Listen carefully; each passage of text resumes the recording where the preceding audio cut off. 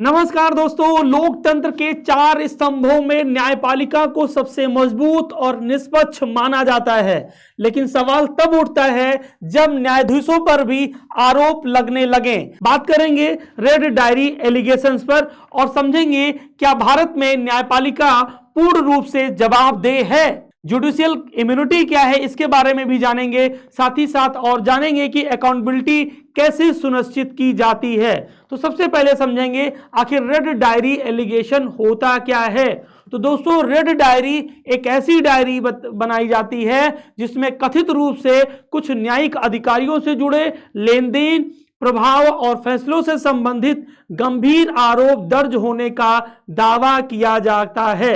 हालांकि डायरी की प्रामाणिकता विवादित रही है, कई आरोप अदालत में सिद्ध नहीं हो पाए हैं, लेकिन इस पूरे मामले में न्यायपालिका की पारदर्शिता पर एक बड़ा सवाल खड़ा कर दिया है। आखिर जानते हैं जुडिशियल इम्यूनिटी क्या होती है। तो जुडिशियल इम्यूनिटी यानी न्यायिक प्रतिरक्षा, सरल शब्दों में अगर बात करें तो न्यायाधीशों को उनके न्यायिक कार्यों के लिए व्यक्तिगत मुकदमों से सुरक्षा दी जाती है। इसी को हम कहते हैं जुडिशियल इम्यूनिटी। आखिर इसके बारे में कुछ संवैधानिक आधार होंगे, तो जो संवैधानिक आधार हैं वो आधार हैं कि न्यायाधीश बिना किसी दबाव, भय या राजनीतिक हस्तक्षेप के बिना स्वतंत्र रूप से वो फैसला दे सके।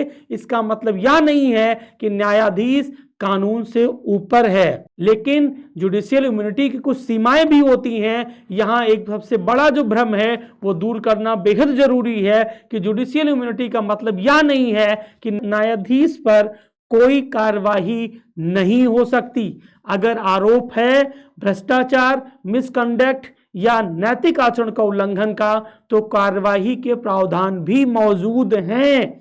यही कार्यवाही के जो प्रावधान हैं ये जुडिशियल अकाउंटेबिलिटी के पार्ट हैं। इसमें पहला आता है इम्पीचमेंट की प्रक्रिया, जिसमें राष्ट्रपति नहीं संसद के माध्यम से, लोकसभा या राज्यसभा में प्रस्ताव के माध्यम से विशेष बहुमत आवश्यक होती है।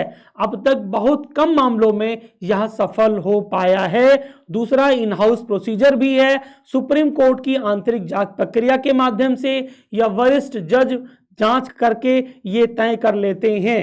पारदर्शिता पर अगर सवाल उठते रहे तो ये आने वाले समय के लिए एक समस्या बन सकती है। दूसरा एक कारण ये भी हो सकता है कि रेड डायरी एलिगेशन से बहुत बड़ी जो समस्याएं आ सकती हैं, जो चिंता का विषय है, वो तीन मुख्य रूप से चिंता का विषय रहता है। पारदर्शिता की कमी, स्वतंत्र जांच तंत्र का अभाव और जनता का विश्वास प्रभावित होना। तो दोस्तों याद रखिए, न्याय केवल होना ही नहीं चाहिए बल्कि होता हुआ दिखना भी चाहिए।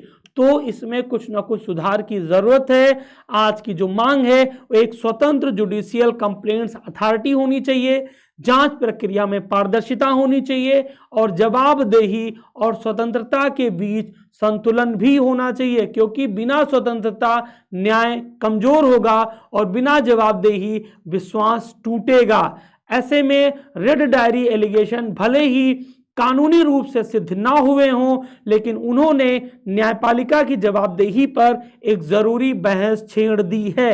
एक मजबूत लोकतंत्र में न्यायपालिका स्वतंत्र भी हो और जवाबदेह भी, यही भारत के संविधान की आत्मा है। अगर यह विश्लेषण उपयोगी लगा हो तो वीडियो को लाइक करें, शेयर करें और ऐसे ही गंभीर मुद्दों की सरल व्याख्या के लिए एस लखनऊ चैनल को सब्सक्राइब जरूर करें। धन्यवाद। जय हिंद।